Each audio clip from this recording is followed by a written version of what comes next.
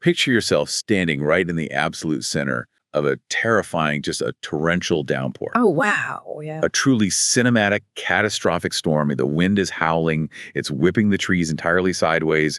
The rain is blinding, soaking straight through to your bones, Right. Just completely exposed. Yeah. Exactly. And the thunder is so loud, it physically reverberates in your chest. You're just standing there in the mud, completely exposed to the elements. But instead of turning around to look for shelter or building a fire or finding higher ground, you decide you're going to fight the storm. You're going to fight the weather. Right. You stand there, your throat is raw, and you're just screaming at the wind to stop blowing. You demand that the barometric pressure change right now.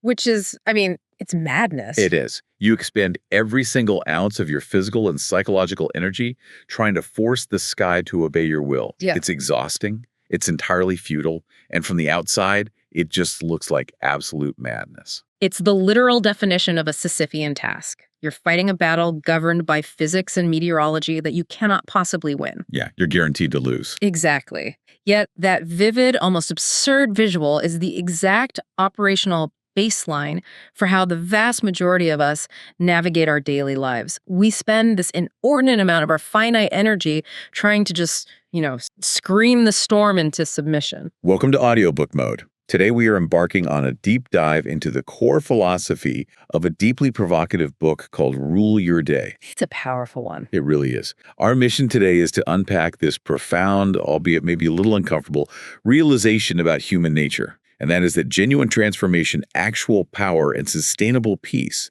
they do not come from manipulating the storm outside. Yeah, they don't. They are the exclusive result of radically mastering the world inside. Which requires, honestly, a fundamental rewiring of our cultural conditioning. Because from a very young age, we are taught to look outward for stability. Right, like get the good grades, get the good job, find the perfect partner. Exactly. There is this hidden chronic exhaustion that just permeates modern society. People are desperate for financial security. They crave recognition from their peers.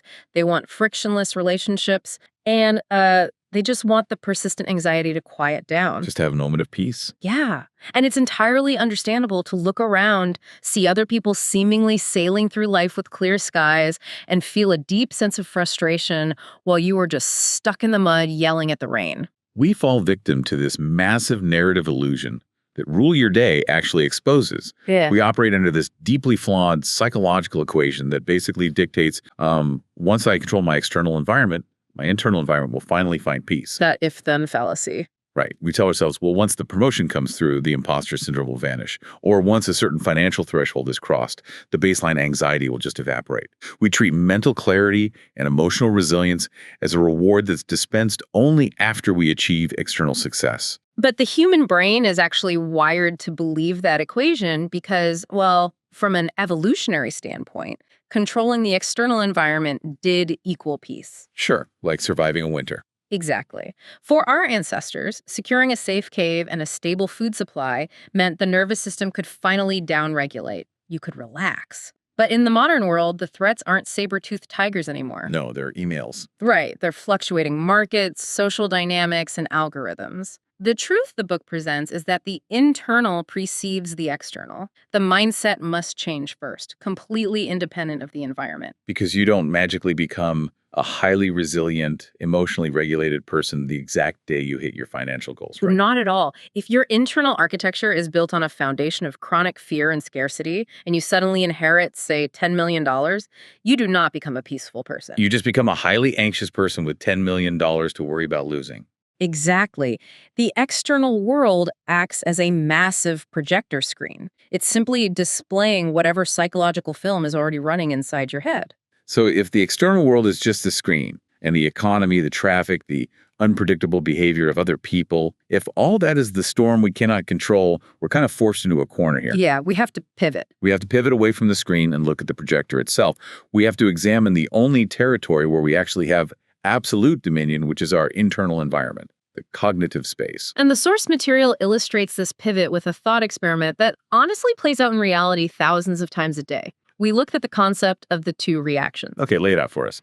So imagine two individuals working at the exact same company. They share similar socioeconomic backgrounds, identical job titles, similar financial obligations. On a random Tuesday morning, a macroeconomic crisis hits. The company downsizes, and both individuals lose their jobs simultaneously. So the external stimulus is mathematically identical. Exactly identical. The storm hits them both at the exact same latitude and longitude. Right. But the divergence in their responses is immediate and staggering. Person A just shatters. They spiral into a panic state, their sympathetic nervous system goes into overdrive, they lash out at their family, and they fall into a paralyzing depressive episode fueled by the terror of the unknown. They framed the event as a permanent, unrecoverable tragedy. Yes. Now, person B experiences the exact same initial shock and disappointment, right? They're human, but they remain anchored. They allow themselves maybe 24 hours to process the grief of the loss, but by Thursday morning, they are calmly updating their resume. They're reaching out to people. Yeah, initiating contact with their network and actively reframing the layoff as a forced pivot towards, say, an entrepreneurial venture they had previously been too comfortable to pursue. Wow. And the situation was identical. The layoff was the exact same. So the differentiator cannot be the event itself. It's impossible for it to be the event. Right. The difference lies entirely in the internal architecture of the individual. It comes down to the structural integrity of their mind before the crisis ever occurred. Because we harbor this collective delusion that character is something we build on sunny days. Oh, that's such a trap. It is. When you have a full night's sleep, money in the bank, and your boss just praised you, being positive doesn't require emotional regulation. That is just psychological coasting. You're just riding the wave at that point. Exactly. True character and internal strength are not constructed during times of comfort. They are forged, and more accurately, they are revealed when the baseline of comfort is ripped away. When the storm hits, the structural integrity of your internal architecture is exposed to the elements. The book uses an analogy here that initially it sounds quite common, but the psychological implications are profound if we really take it seriously. It asks us to view the mind as a physical plot of land, a garden. Right, the inner garden. And in nature, a plot of land does not remain neutral. If you clear a patch of dirt and walk away for a month, you do not return to clean, pristine dirt. No, nature abhors the vacuum. You return to a plot totally overgrown with weeds. And from a neurobiological perspective, this aligns perfectly with the brain's evolutionary negativity bias. I mean, the brain is not designed to keep you happy. No, it's designed to keep you alive. Exactly. Therefore, it is constantly scanning the environment for threats. If you do not actively and consciously plant seeds of clarity, discipline, and constructive framing, the weeds of fear, paranoia, and deep negativity will grow automatically. They just show up. Yeah, you don't have to cultivate anxiety. It is the default setting of an untended human mind. So maintaining this mental real estate requires aggressive daily tending. You have to be out there pulling those weeds of negativity before they root deep enough to choke out your capacity for rational thought. It's daily labor. But I want to examine the reality of this, though, because it sounds nice, right? But if someone is trapped in a genuinely toxic environment, let's say they're enduring systemic workplace abuse, or they're facing crushing, inescapable debt that threatens their housing. A real crisis, yeah. Right. Telling someone in that scenario to simply, tend their inner garden that borders on psychological gaslighting. Where is the line between valid emotional regulation and clinical detachment from a reality that is objectively terrible? Like, isn't this just sophisticated escapism? That is the most critical distinction we have to make when discussing mindset. And honestly, it's where the self-help industry often becomes toxic. We must violently separate the concept of escapism from emotional regulation. Okay, break that down for me. Escapism is toxic positivity. Escapism is sitting in a house that is actively on fire and telling yourself that the warmth is actually quite soothing. Right, like this is fine. Yeah, that is delusion and it will get you killed. The philosophy in Rule Your Day is not advocating for a detachment from reality. So what is the actual mechanism of true emotional control when the house is in fact burning? Emotional regulation is not about ignoring the fire, nor is it about suppressing the very natural human emotions that arise in a crisis. Look, if you receive a devastating medical diagnosis or you experience a profound betrayal, you are going to feel anger, crushing sadness, and intense fear. You can't just positive think your way out of grief. Exactly. The objective is not to eradicate those neurochemical responses. The objective is to observe and understand those feelings without becoming a blind servant to them. It goes back to Viktor Frankl's famous observation that between stimulus and response, there is a space. Right. Escapism ignores the stimulus entirely. Emotional regulation acknowledges the stimulus, feels the heat of the fire, but uses that space to say, I am terrified right now. My financial reality is objectively disastrous. But instead of allowing the amygdala to hijack the brain into a spiral of panic, The prefrontal cortex engages. yes, the logical brain engages and asks, given this terrible reality, what is my most highly leveraged next move? You choose your response so that you do not become a hostage to the circumstance. It's the cognitive difference between experiencing an emotion and becoming the emotion. You acknowledge the ice on the road, you feel the car skidding, but you do not take your hands off the steering wheel and cover your eyes. That's a great way to put it. And the failure to maintain that internal grip often leads us to outsource our stability to other people. The sources spend a significant amount of time on the danger of external validation. When we neglect our internal architecture, we become entirely dependent on others to tell us if our structure is sound. Which is exhausting. Existing on a diet of external validation is arguably the most draining psychological state a human being can endure. Because you're constantly hungry. Yeah. Yeah. We are biologically social creatures, obviously, so seeking group approval is natural. But when it crosses into a requirement for baseline emotional stability, it becomes a severe vulnerability. Think about the mechanics of what you're actually doing when you require that constant stream of approval. When your baseline sense of self-worth is tethered to social media metrics, or the fluctuating moods of your supervisor, or the constant reassurance of a partner, you are taking the keys to your central nervous system and handing them over to a highly unpredictable, volatile market of other human beings. You're effectively short-selling your own psychological equity. Yeah. And the market for human approval is chaotic. Think about it.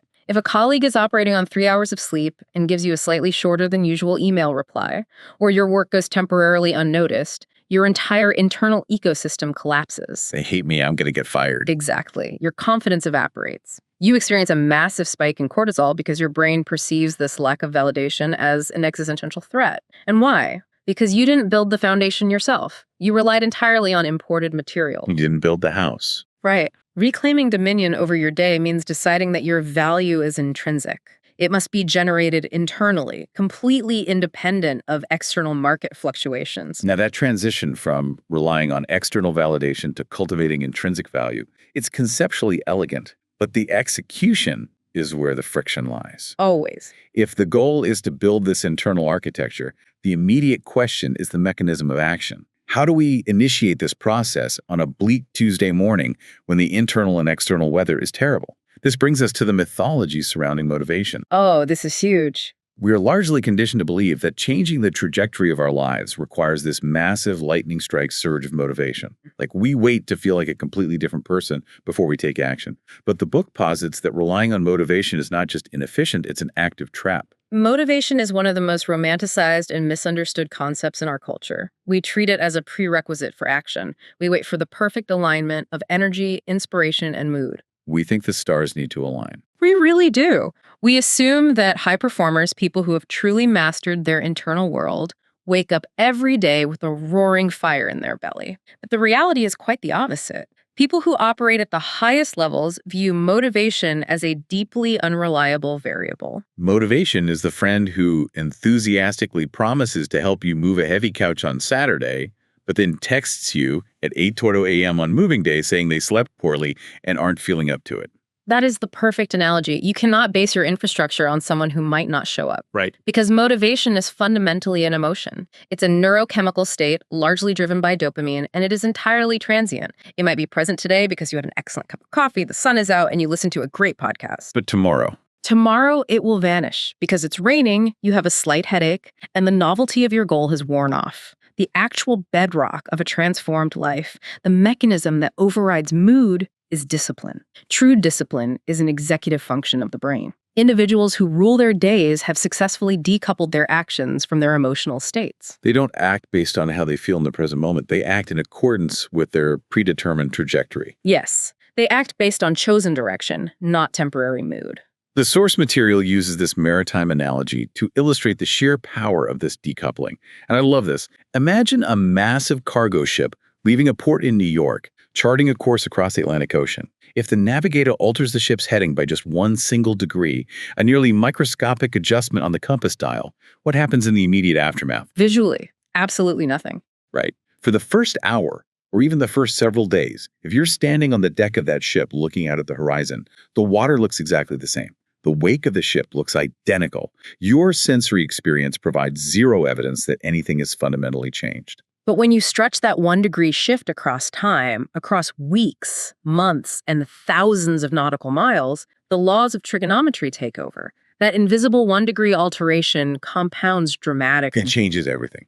It completely dictates whether that ship arrives safely at a bustling port in Europe, or whether it entirely misses a continent and runs aground on a barren reef hundreds of miles away. And that is the architectural blueprint of habit formation. Biology and physics do not reward frantic, unsustainable bursts of intense effort. They reward the continuity of direction. Right. Consistency. It's the difference between committing to reading 10 pages of a difficult book every single night versus ignoring books for 6 months and then attempting a 48-hour sleepless marathon to read 3 volumes. The marathon approach triggers burnout and inevitable failure. It shocks the system. Exactly. The 10 pages a night is the 1 degree shift. It slowly induces neuroplastic changes in the brain, physically rewiring your synaptic pathways without triggering the brain's resistance to massive, abrupt change. But let's look at the psychological friction of this approach, because it's real. The 1 degree shift is mathematically sound, but humanly agonizing. Oh, so boring. It is. We are neurologically wired by evolution to crave immediate caloric and dopamine returns on our energy expenditure. We want the fast-acting diet, the viral spike in revenue, the instant transformation. Yeah, we want the montage in the movie where everything changes in 3 minutes. Exactly. So how does an individual practically sustain a daily action like reading those 10 pages or managing their temper or saving a small amount of money when they are expending energy but receiving absolutely zero immediate sensory feedback that the effort is paying off? Right. You turn the ship 1 degree, but you're still just staring at the ocean. That lack of immediate feedback is the exact psychological filter that eliminates 90% of people from achieving their goals. We demand instant, visible proof of return on investment. Surviving that phase requires an intellectual understanding of what the book calls invisible growth. Let's talk about the bamboo. Yeah. If we return to the biology of the garden, when you plant a bamboo seed in the soil and water it, what happens the next day? Nothing. A month later, nothing. You can water and fertilize that soil for years, and to the naked eye, it appears you are engaging in a delusion. We're just pouring water on dirt. You are pouring resources into bare dirt. But beneath the surface, completely hidden from view, the plant is establishing a massive, complex root system. It is doing the grueling, invisible structural work required to support rapid upward growth. And when it finally does break through? When it finally breaks the surface, it can grow 90 feet in a matter of weeks.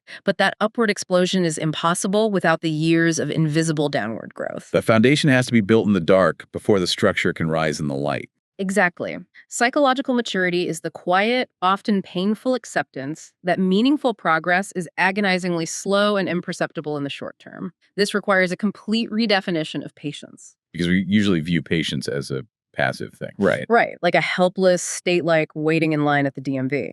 But in this context, patience is a highly active, aggressive weapon. Patience is the cognitive endurance that allows you to keep executing the 1 degree shift, trusting the mathematics of the trajectory, even when your senses are screaming that nothing is happening. Okay, so if the mathematics of the 1 degree shift are so simple, why is it so incredibly rare to see someone actually maintain it over a decade? Yeah. What is the counterforce that constantly pushes the ship off course? The sources identify the primary culprit as the overwhelming volume of mental noise and toxic input we casually allow to infiltrate our cognitive space. Just the sheer amount of data? The volume of data the modern human brain is subjected to is historically unprecedented. And we often conceptualize negativity as a loud, dramatic event, a screaming match, a major failure, a sudden trauma. Like a car crash. Right. But the sources argue that the most dangerous form of negativity is not an explosion. It is a slow, silent leak. It is a steady erosion of cognitive bandwidth courage, and baseline optimism. It begins with such mundane behaviors. Yeah. I mean, you're standing in line for coffee, and instead of just existing for 2 minutes, you pull out your phone and begin scrolling. Yep, the doom scroll. You absorb the highly polarized, scientifically engineered outrage of strangers. You consume the heavily curated, digitally altered highlight reels of influencers. You think you're engaging in harmless distraction, but neurologically, you are voluntarily downloading anxiety and driving up your allostatic load. You are willingly importing weed seeds into your soil. And the most aggressive, invasive weed in that digital ecosystem is the habit of comparison. Comparison is the absolute, immediate death of gratitude. Wow, death of gratitude. It is. When you focus your cognitive energy entirely on analyzing what others possess, their perceived career velocity, their aesthetic appeal, their seemingly flawless relationships, you induce a state of functional blindness to your own assets and progress. It is the equivalent of staring so intensely over the fence at your neighbor's immaculate landscaping that your own crops wither and die from pure neglect. That is exactly the mechanism. It establishes a permanent neurochemical state of deficit. If your brain is constantly orienting toward the next rung on a ladder that someone else is climbing, you can never establish a grounded sense of sufficiency. Because the ladder never ends. Exactly. Mental peace is biologically impossible in a state of comparison because the goalpost of enough is a phantom target, constantly being moved by the algorithm's projection of other people's lives. And it's not just external comparison to real people either. The source material highlights a fascinating phenomenon, which is that we constantly compare our current reality to imaginary disastrous futures we construct in our own minds. Oh, the imaginary battles. The amount of human suffering that occurs exclusively in the realm of imagination is just staggering. We fight massive, adrenalized wars in our heads over past awkward interactions that no one else remembers. Or that happened 10 years ago. Right. Or we project intricate scenarios of future economic collapse, health crises, or social humiliation. And none of these events are occurring in the physical room you were sitting in. Yet, by time traveling to these imaginary disasters, we trigger the exact same stress response as if the threat were real, completely destroying the utility of the present moment. The Stoic philosopher Seneca observed this phenomenon 2 millennia ago when he wrote, "We suffer more often in imagination than in reality." And modern neuroscience backs this up completely. The brain's default mode network, which activates when our minds wander, heavily favors rumination. It just leans negative. It does. This overthinking is not just a quirky psychological habit, it is a massive metabolic drain. Your brain consumes a disproportionate amount of your body's glucose. When you spin up these imaginary phantom threats, your brain is burning actual physical caloric energy. So you're literally tiring yourself out. Yes. By the time you need to make a complex executive decision in your real life, your cognitive battery is completely depleted. You have fought 10 grueling, invisible wars before breakfast. Okay, I want to explore a nuance regarding comparison, though, because we're constantly told comparison is the thief of joy. But isn't observing the success of others sometimes necessary for human advancement? How do you mean? Well, if a young athlete watches a documentary about an Olympic champion, that observation proves to their brain that such a feat is physically possible. It acts as a navigational beacon. So where is the precise boundary between healthy, necessary inspiration and toxic, debilitating comparison? That's a vital question. That boundary is entirely defined by the physiological and behavioral aftermath of the observation. The distinction lies in your subsequent energy state. Yeah. Genuine inspiration is dopaminergic and action-oriented. You watch the Olympic documentary and you feel a surge of energy that compels you to go to the gym, to run sprints, to study their technique. It acts as a catalyst for movement in your own life. Right, you want to get to work. Exactly. Toxic comparison, conversely, triggers cortisol and behavioral paralysis. You watch that exact same documentary, and instead of feeling driven to act, you look at your own circumstances, determine the gap is too wide to bridge, and conclude that you are fundamentally inadequate. The inspiration propels you forward, the comparison pins you to the ground. Energized versus paralyzed. That is a highly functional diagnostic test. Exactly. And this is why establishing a strict mental diet is not a luxury. It is a baseline requirement for high performance. We understand this intuitively with nutrition, right? If you consume heavily processed junk food for every meal, you fully expect your physical vitality to plummet. You wouldn't be surprised when you feel terrible. No. Yet we consume hours of outrage, tragedy, and toxic comparison daily and are somehow baffled as to why our mental resilience is compromised. You have to place an aggressive filter on what enters your cognitive space. Because of neuroplasticity. Yes. It relies on a fundamental principle of neuroplasticity. The neurons you consistently stimulate are the ones that wire together. Where your focus goes, your neurological architecture grows. If your attention is constantly anchored to lack, grievance, and fear, your brain physically optimizes itself to detect more lack, grievance, and fear. Wow. The realization that our focus literally shapes our neural pathways leads directly into the next critical phase of the book's philosophy. Because all of this internal rumination, the mental noise, the comparison, and the imaginary battles, it eventually breaches containment. It spills over. It transitions from passive internal thought patterns into the active, articulated words that leave our mouths and loop endlessly in our minds. The architecture of our identity is constructed out of our vocabulary. This is the pivot from defensive psychological maneuvers to offensive strategy. The text places immense weight on the power of spoken words. The average human speaks thousands of words a day, the vast majority of them directed internally. Right, our inner monologue.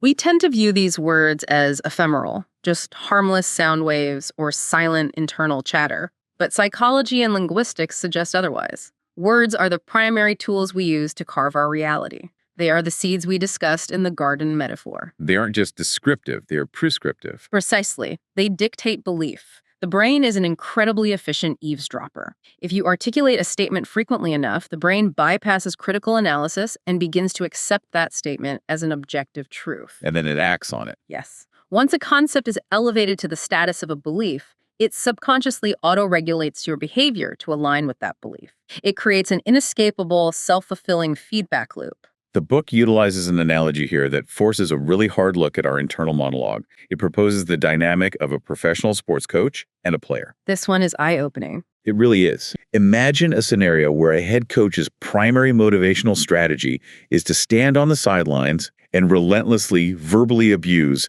their star athlete. Every single day, the coach screams, "You are fundamentally weak. You choke under pressure. You have zero natural talent. Your presence here is a mistake." In any professional setting, that is grounds for immediate termination. It is textbook psychological abuse. It is entirely abusive. And the inevitable result, regardless of the athlete's raw genetic talent, is that the player will eventually break under the sustained weight of that assault. They'll just collapse. They will internalize the coach's narrative. Yep. They will become hesitant. They will stop taking calculated risks. They will physically shrink on the field, and their performance will plummet to meet the coach's incredibly low expectations. It's unavoidable. Now, the profoundly unsettling realization is that you, listening to this, occupy both roles simultaneously. You are both the tyrannical coach and the battered player. You are executing this abuse on yourself through toxic self-talk. It's hard to hear, but it's true. When you make a minor logistical error at work and immediately tell yourself, "I am a complete imposter, I ruin everything I touch," or you miss a workout and say, "I am inherently lazy and undisciplined," Yeah. you are the abusive coach actively destroying the potential of your own player.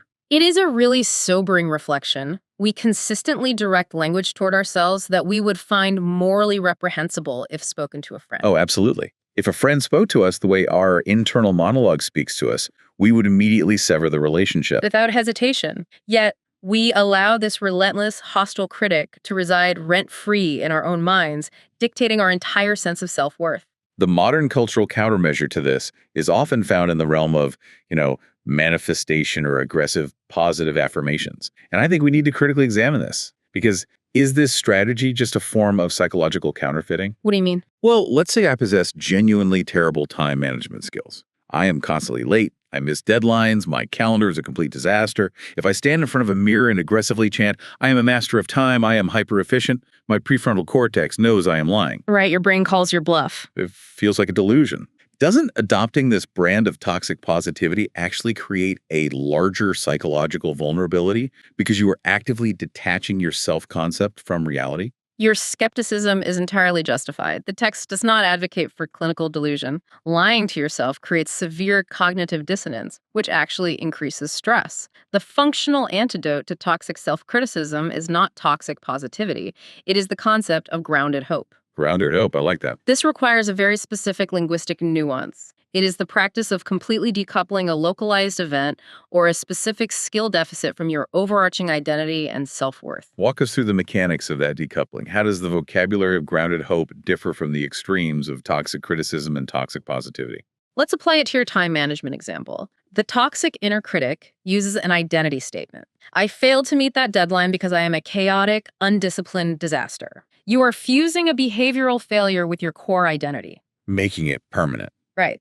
Now, the toxic positivist attempts a delusion. Time is an illusion. I am perfectly exactly where I need to be. And the brain rejects this as absurd. Because you still miss the deadline. Exactly. Grounded hope, however, relies on objective observation coupled with a growth mindset. It sounds like this. I failed to meet that deadline, and my current time management systems are highly ineffective. However, organizational skills are learnable, and I have the capacity to implement a better calendar system tomorrow. You isolate the failure. This specific system failed, but I, as a human being, am not a fundamental failure.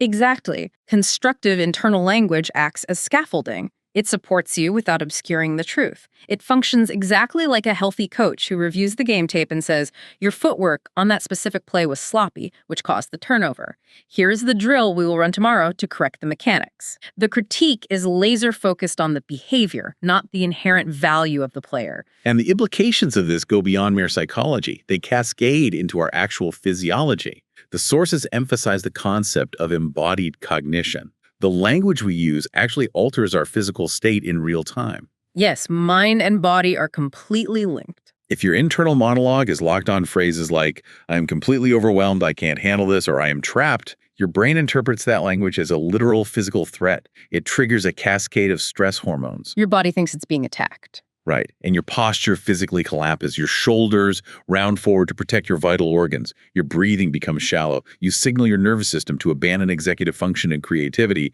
and to retreat into a defensive survival posture. You're bracing for impact. Because you are physically and cognitively shut down, you literally cannot perceive the solutions and opportunities that are actually present in your environment. Your words have induced a state of functional blindness. It is the mind-body feedback loop in action. Your biology is constantly listening to your biography. The narrative you construct dictates your physiological baseline. Words of defeat produce the posture and neurochemistry of defeat. But the reverse is true too, right? Absolutely. When you utilize the language of grounded hope, it signals safety to the nervous system. The vagus nerve tone improves. Your posture opens up, expanding lung capacity, which lowers heart rate.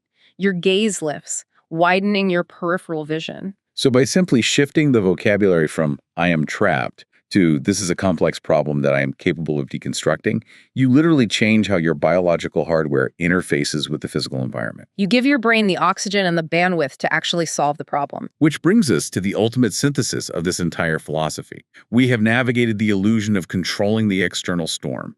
We have discussed the necessity of planting the internal garden, the mechanical power of the 1-degree shift, the imperative of filtering out the noise of comparison, and the physiological impact of rewiring our vocabulary. It's a comprehensive build. It is. But the final overarching step in ruling your day requires stepping into a space of absolute, uncompromising psychological ownership. You have to take full responsibility for your trajectory, which includes carrying the baggage you did not ask for. This is the crucible where theoretical philosophy meets harsh reality. We must confront the dichotomy between the victim mindset and ultimate responsibility. Let's analyze the victim mindset objectively, because we really need to acknowledge why it is so prevalent. It is incredibly seductively comfortable. It is the path of least psychological resistance. The victim mindset operates like an emotional painkiller. It is deeply soothing to point outward and assign blame. It's not my fault. Exactly. You can blame macroeconomic trends, you can blame generational trauma and how your parents raised you,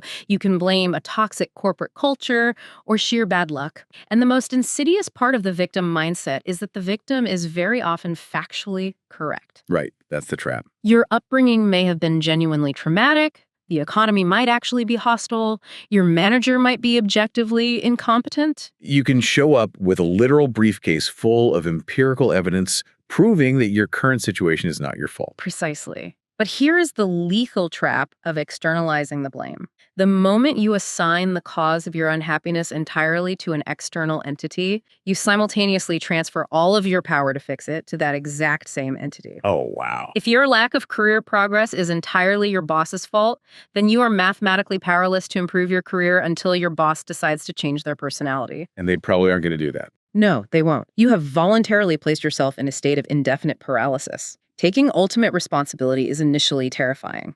It is a heavy, uncomfortable burden, but it is the singular gateway to autonomy. So what's the shift in perspective? It requires adopting the stance. The origin of this problem is not my fault. but the navigation and resolution of this problem is my absolute responsibility. Not my fault, but my responsibility. That is a paradigm shift that rewires your entire relationship with adversity. And to gauge whether a person has actually achieved this level of internal ownership, the book offers a fascinating, almost painfully simple diagnostic tool, the litmus test of solitude. This is where the rubber meets the road. How functional are you when you are subjected to absolute silence and isolation? This test immediately exposes the structural integrity of your inner garden. French philosopher Blaise Pascal famously stated that all of humanity's problems stem from our inability to sit quietly in a room alone. It's so true. If you remove all external inputs, no television, no podcasts, no music, no smartphone, no social interaction, what is the immediate neurological response? For a vast segment of the population, the sudden absence of noise triggers acute panic. They just start itching for a screen. They experience an overwhelming urge to reach for a device,